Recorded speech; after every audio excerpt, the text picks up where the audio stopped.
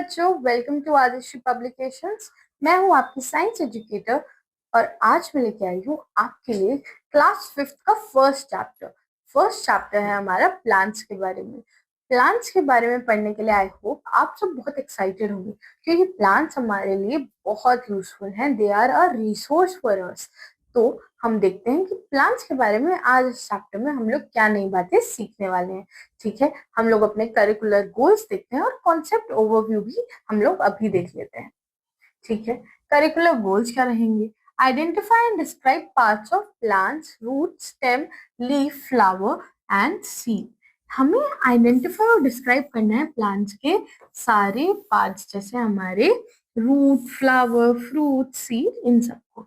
ठीक है, then we have to understand the importance of sunlight, water, air for plant growth. इनके लिए हमें प्लांट ग्रोथ के लिए जो इम्पोर्टेंट है हमारी सनलाइट, वाटर, एयर, ये भी हम इसी चैप्टर के थ्रू समझेंगे। Learn how seeds are dispersed और what they need to grow. Seeds dispersed कैसे हो रहे हैं एंड उन्हें चाहिए क्या ग्रो करने के लिए। ठीक है, हम देखते हैं हमारा कॉन्सेप्ट ओवरव्यू।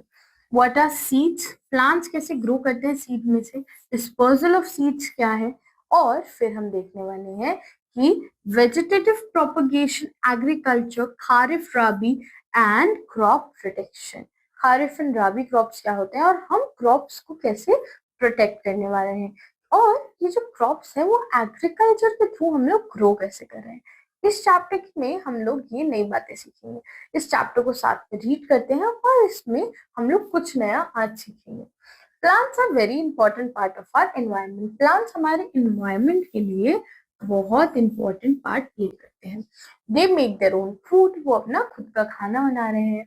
ह्यूमंस और animal depend on plant for their food. Humans और एनिमल्स दोनों ही प्लांट पर डिपेंड करते हैं अपने खाने के लिए।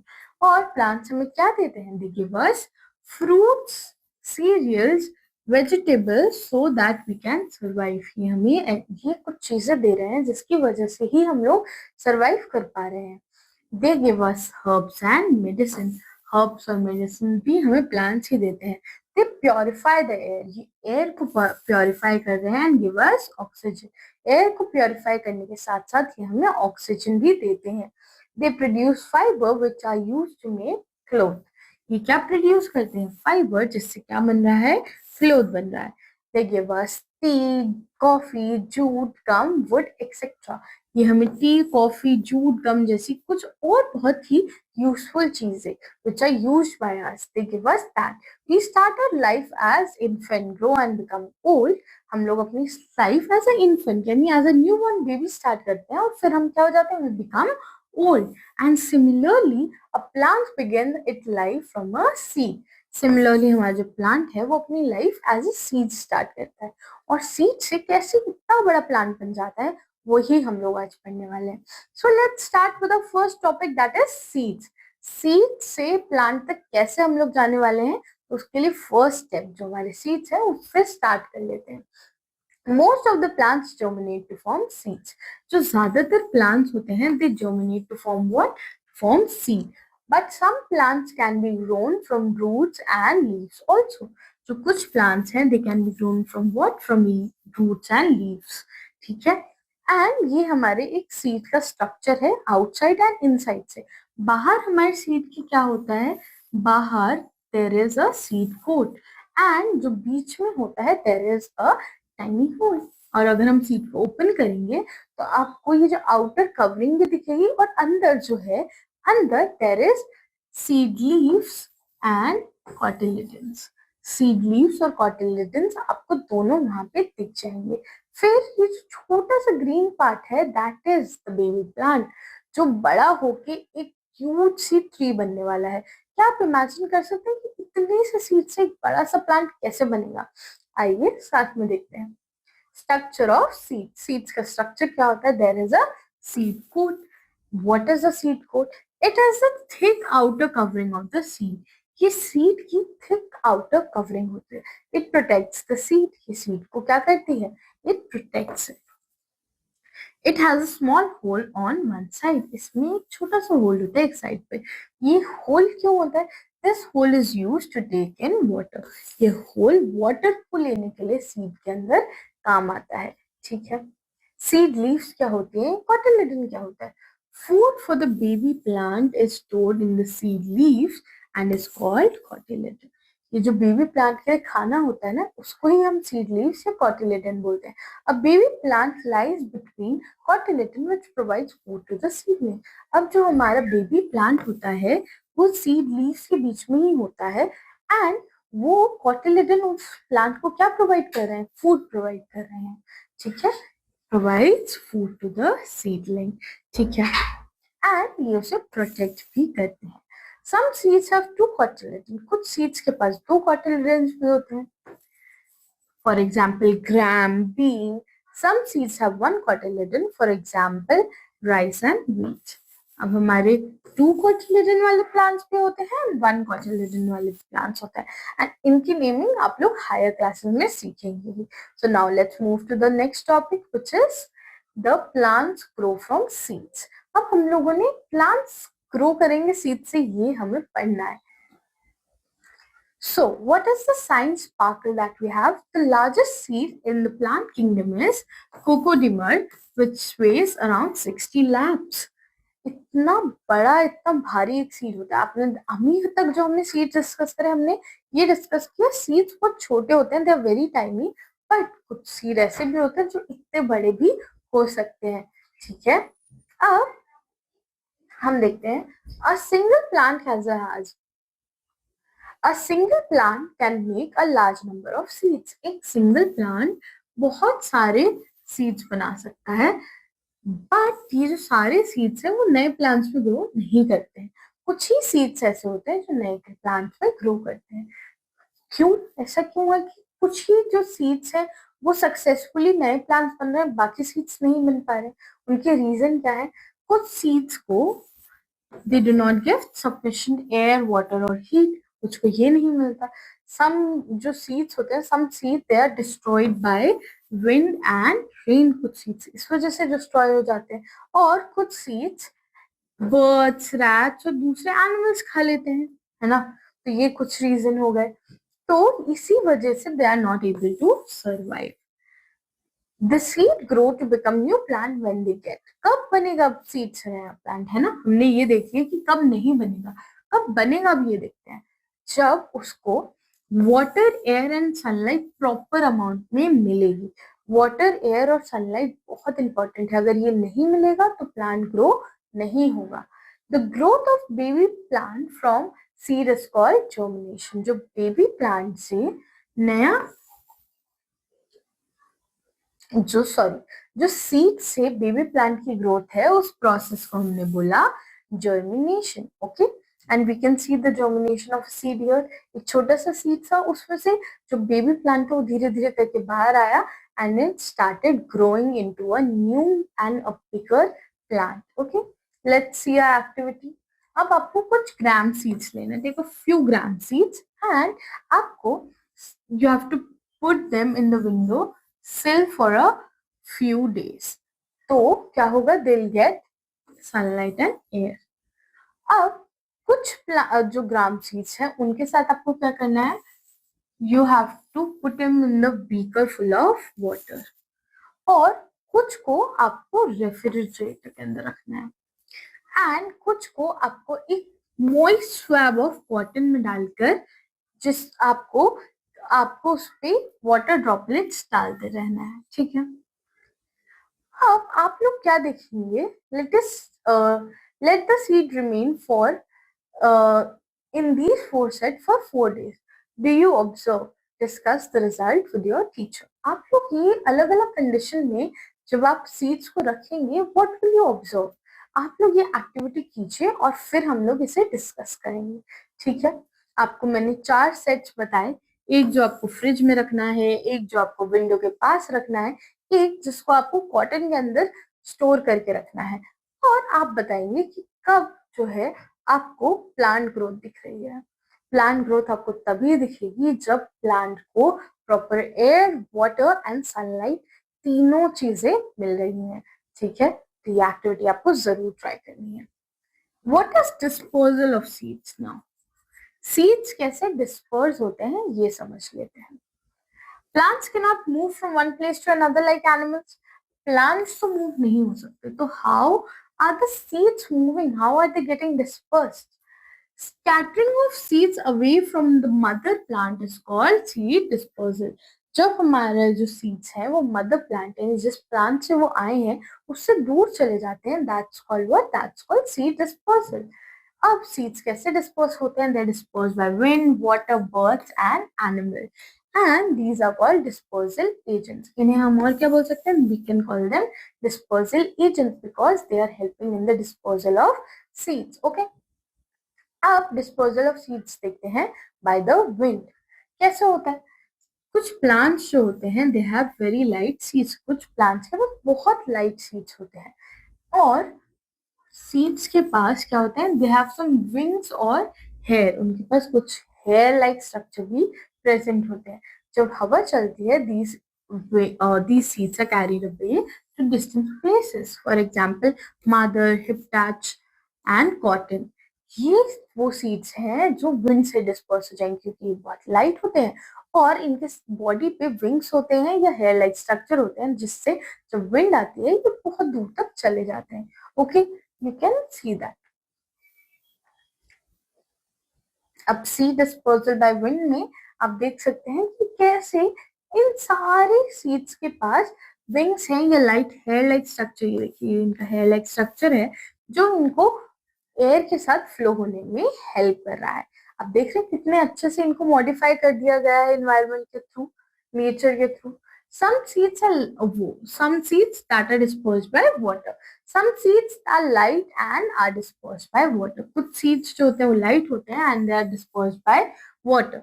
For example, lotus fruit has spongy part and the coconut has a thick fiber coat which makes them light and enable them to float in water. इस spongy part से क्या होता है? They are made lighter and they can easily float on water. When they fall from a tree into water, they float and travel with the stream far off places. तो क्या होगा? जब ये tree से गिरे वाटर में, they can float and easily travel to far off places to grow. ठीक है? Seed dispersal by animals. Animals कैसे सीड डिस्पर्स करते हैं वो देखते हैं। अब एनिमल्स जो सीड डिस्पर्स कर रहे होंगे वो आपके स्टिकी होने चाहिए ना, ताकि वो एनिमल के साथ चिपक ही जाए, है ना? We throw away seeds of the food we eat. हम जो फ्रूट्स खाते हैं उसके सीड्स तो हम फेंक देते हैं। These seeds grow into a new plant. ये सीड्स नए प्लांट में उग जाते हैं where they are thrown away.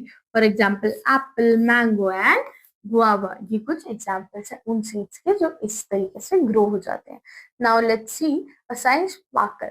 Seedlings are tiny but strong. Seedlings होते बहुत छोटे से, पर ये होते क्या है? ये होते बड़े स्ट्रॉन्ग है। Okay, now some seeds like xanthium, tiger nail and sipar grass has hooks or spines. They get attached to the animal body or even cloth of man and carried away to farther places. अब कुछ xanthium या फिर tiger nail, spear grass, इनके पास क्या होता है? They have hooks and spikes, और इसकी वजह से क्या होता है? They get attached to another surface and they are carried to the far distance. और ये जहां पर भी wherever they'll fall, if they get the right condition, they'll become into a new plant. अब एक्सप्लोजन के थ्रू देखते हैं हम लोग कैसे सीड्स ग्रो करते हैं। ठीक है, seeds are dispose by explosion, और कैसे वो लोग जा रहे हैं। अब यहाँ पे आपको पी दिख रही है। पी का प्लांट जब भी बहुत बड़ा होने लगता है बर्स्ट, तो ये जो बर्स्ट होते हैं और इसके अंदर ये जो पीज हैं दे गेट स्कैटर्ड। ऐसे ही आपका बैल्सिम, बैल्सिम में भी यही हो रहा है। When it's exploding, all the seeds inside it are getting dispersed, and this dispersion is happening by a explosion, a sudden burst. ठीक है, explode होते हैं अब when they become dry, and the force of explosion helps seed to scatter away. इसी explosion की वजह से they scatter away. ठीक है, this is called explosion, dispersal by explosion. ठीक है, इसके एग्जाम्पल क्या है? Poppy, pea pod, balsam seeds, ये सब एक्सप्लोजन से आपके क्या हो रहे हैं, they are getting scattered. Now let's see what vegetative propagation. कुछ जो न्यू प्लांट्स होते हैं ना, ये रूट, स्टेम, लीफ से भी ग्रो कर जाते हैं. यानी सीड का होना जरूरी नहीं है, आप रूट, स्टेम इनसे भी इनको ग्रो करवा सकते हैं. In this method, a new plant grows from the root, stem, leaf, etc. It is called vegetative propagation. जब किसी प्लांट के पार्ट से नया प्लांट ग्रो हो रहा है without the help of a seed, that is called vegetative propagation. अब जो प्लांट्स रूट से ग्रो होते हैं उनके एग्जाम्पल क्या है, radish, carrot, sweet potato, turnip, and they produce a new plant from their roots. जैसे आप यहाँ पे देख सकते हैं, जब आप कैरेट को बहुत देर तक पानी में डाल के छोड़ देंगे, the roots will grow out. Okay, now let's see another activity. Okay, what you have to do, you have to take a carrot and put it in a beaker full of pure water. और फिर आपको side में कुछ toothpicks लगा देनी है. Then what you have to do, keep the beaker in an open space so that it can get air and sunlight. आपको उस बीकर को एक ओपन स्पेस में रख देना है ताकि उसे एयर और सनलाइट दोनों मिलती रहे. क्या ऑब्जर्व करेंगे आप कुछ दिनों बाद, यू विल ऑब्जर्व कि एक नया plant has grown out of एक न्यू प्लांट जो है वो ग्रो कर गया. इससे हमें क्या पता चला, roots can grow into new plants. अब कुछ जो होते हैं अंडरग्राउंड स्टेम से भी प्लांट्स उगते हैं. ठीक है, कुछ प्लांट्स होते हैं जिनकी स्टेम्स क्या होती है, underground, like they are present under the soil. ठीक है, इसके एग्जाम्पल क्या होते हैं, जिंजर, अनियन, पोटैटो, ये सब अंडरग्राउंड स्टेम्स है. और जब आप इनको बैरी करेंगे तो क्या होगा, they will grow into a new plant. When they are planted in soil they become a new plant. ठीक है, इन्होंने भी एक पोटैटो लिया, उन्होंने उस पोटैटो को यूज करा, and what happened after some time, this potato started growing and becoming a new plant. अब देखते हैं कुछ प्लांट्स जो ग्रो करते हैं स्टेम से. ठीक है, कुछ प्लांट्स जैसे आपकी हिबिस्कस, रोज, शुगर केन और कॉटन, जब आप इनको कट करके सॉइल में लगा देंगे, what will happen, इनकी स्टेम से they'll grow into a new plant. तो आपको अगर कभी भी रोज मिले तो just use the stem to grow another rose. Okay,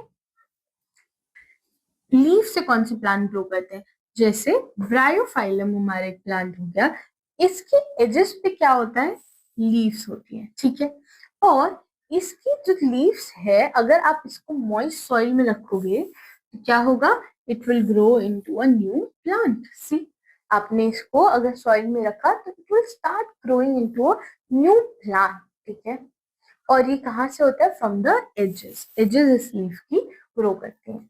अब न्यू प्लांट्स देखते हैं जो स्पोर्स से ग्रो करेंगे. स्पोर्स से कौन से न्यू प्लांट्स ग्रो कर रहे हैं.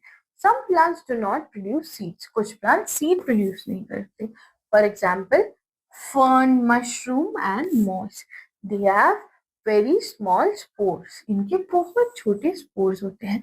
Every spore can grow to become a new plant. जो सारे स्पोर हैं they can grow to become a new plant.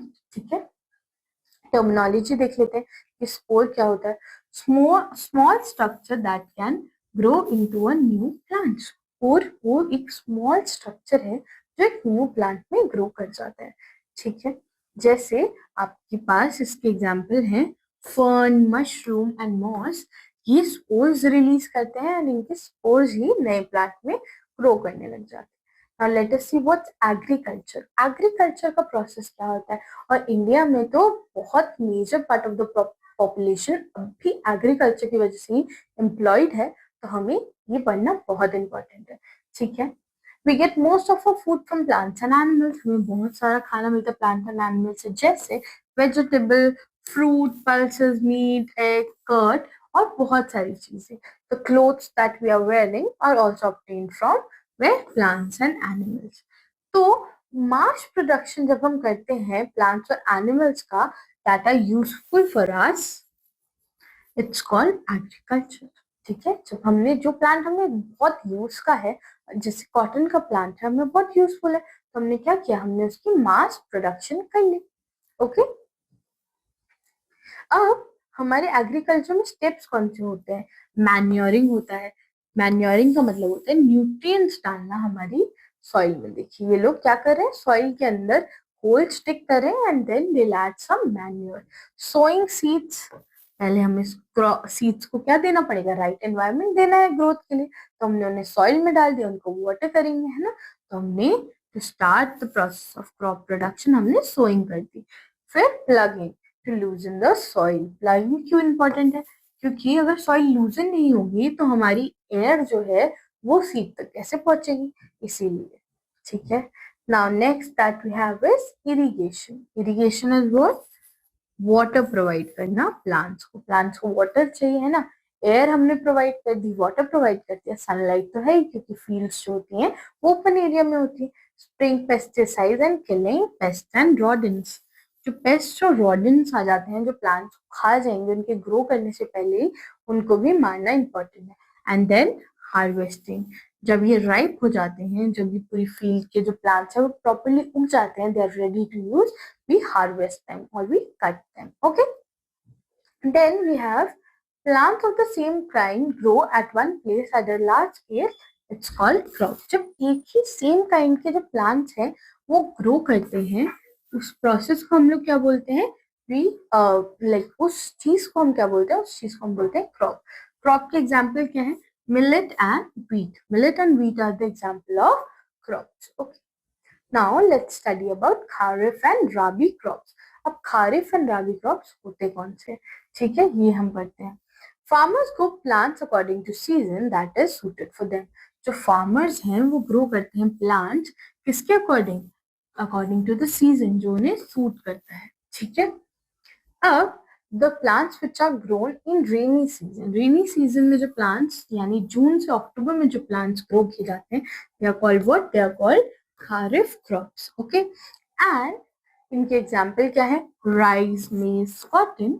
और इनकी मॉनसून रेन जो होती है ना उस पर ये बहुत डिपेंडेंट होते हैं। जो हमारी मॉनसून की रेन होगी उस पर ये हमारे जो प्लांट है वो बहुत डिपेंडेंट होते हैं। और मॉनसून रेन कब आती है, वो आती है जून से सितंबर तक, इसीलिए जून से अक्टूबर तक ये क्रॉप्स चलते हैं, ठीक है। और जो क्रॉप विंटर के ड्यूरिंग यानी नवंबर टू अप्रैल ग्रो किए जाते हैं उनको हम बोलते हैं राबी क्रॉप्स, ठीक है। और इनके एग्जाम्पल क्या है, वीट, ग्राम, पी। ये डिपेंडेंट नहीं होते आपके किस पर, मॉनसून की रेन पर, ठीक है। मेज हमारा राबी खारिफ क्रॉप है और वीट हमारा एक राबी क्रॉप है, ठीक है। खारिफ क्रॉप जो रेन पे डिपेंडेंट है इसीलिए वो रेनी सीजन में होते हैं, and rabi crops they are not dependent on the rain and that's why they are grown in the winter season, ठीक है। अब क्रॉप प्रोटेक्शन क्या होता है, क्रॉप को प्रोटेक्ट कैसे किया जा सकता है। क्रॉप्स जो है वो प्रोटेक्ट करना क्यों जरूरी है, इनको प्रोटेक्ट करना इसलिए जरूरी है बिकॉज दिल provide you a better yield, ठीक है। वो एक बेटर यील्ड आपको देंगे। फिर आपके जो बर्ड्स, इंसेक्ट्स और रैट्स होते हैं, रेप्टाइल्स, स्क्विरल्स होते हैं, ये सब क्या करते हैं, दे डैमेज द क्रॉप, है ना। ये क्रॉप को डैमेज कर सकते हैं, तो इसीलिए क्रॉप को क्या जरूरत होती है, the crop need protection from them, इसीलिए क्रॉप को इनसे प्रोटेक्शन की जरूरत होती है बिफोर एंड आफ्टर हार्वेस्टिंग।